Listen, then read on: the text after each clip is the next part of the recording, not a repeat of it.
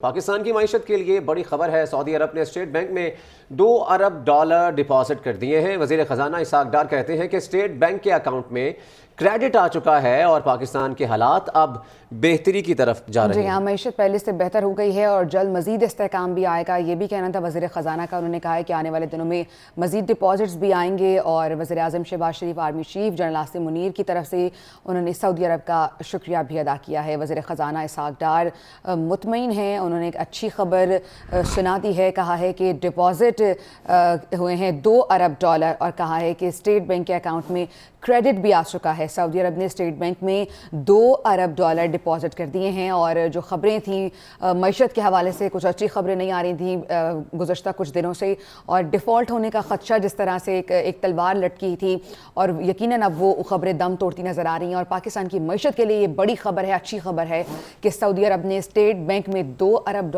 Deposit کیے ہیں۔ Confirmation کی ہے وزیر خزانہ اسحاق ڈار نے اور کہا ہے کہ اسٹیٹ بینک کے اکاؤنٹ میں کریڈٹ بھی آ چکا ہے۔ بالکل، اس میں کوئی شک نہیں ہے اور اسی چیز کا انتظار کیا جا رہا تھا، بلکہ جو سٹاف لیول معاہدہ ہونا تھا، جب سے وہ خوشخبری ملی ہے تو اس کے بعد سے اب جو دوست ممالک ہیں ان کی جانب سے بھی گرین سگنل آ گیا ہے اور سعودی عرب جو کہ ہمیشہ مشکل وقت میں پاکستان کے کام آیا، ایک مرتبہ پھر کام آیا ہے اور $2 ارب ڈپازٹ کر دیے ہیں۔ اسحاق ڈار نے اس موقع پر گفتگو بھی کی، آپ کو دکھاتے ہیں۔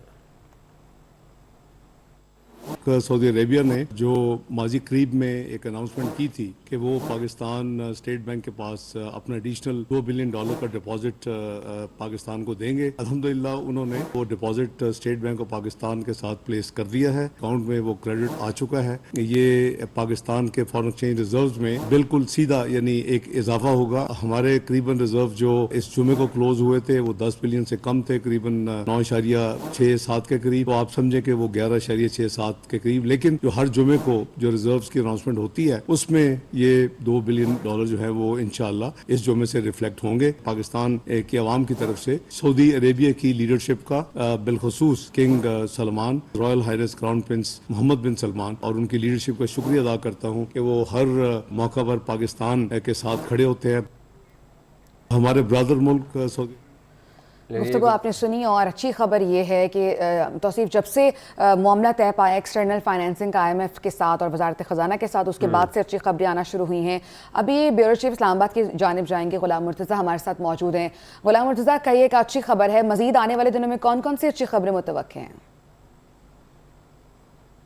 پاکستان کا IMF کے ساتھ ایکسٹرنل فنانسنگ کا گیپ تھا جو کہ $2.8 بلین کا تھا۔ اس حوالے سے IMF نے پلان مانگا تھا کہ ہمیں بتایا جائے کہ آپ کس طرح سے یہ فنانسنگ گیپ جو ہے وہ پورا کریں گے۔ پاکستان نے ان کو بتایا تھا کہ ہمیں $2 ارب سعودی عرب سے ملیں گے، $1 ارب دے گا، 50 کروڑ ڈالر جو ہیں وہ ہمیں IMF سے $3 بلین ملیں گے اور 50 کروڑ ڈالر جو ہے ہمیں ایشیا ترقیاتی بینک اور ورلڈ بینک سے ملیں گے۔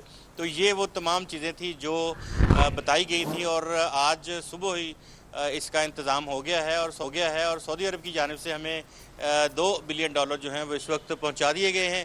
وہ اسٹیٹ بینک آف پاکستان کے ریزروز میں جمع ہو چکے ہیں۔ اس کے علاوہ ہم $5.3 بلین جو ہے وہ ہم نے پورے کرنے ہیں۔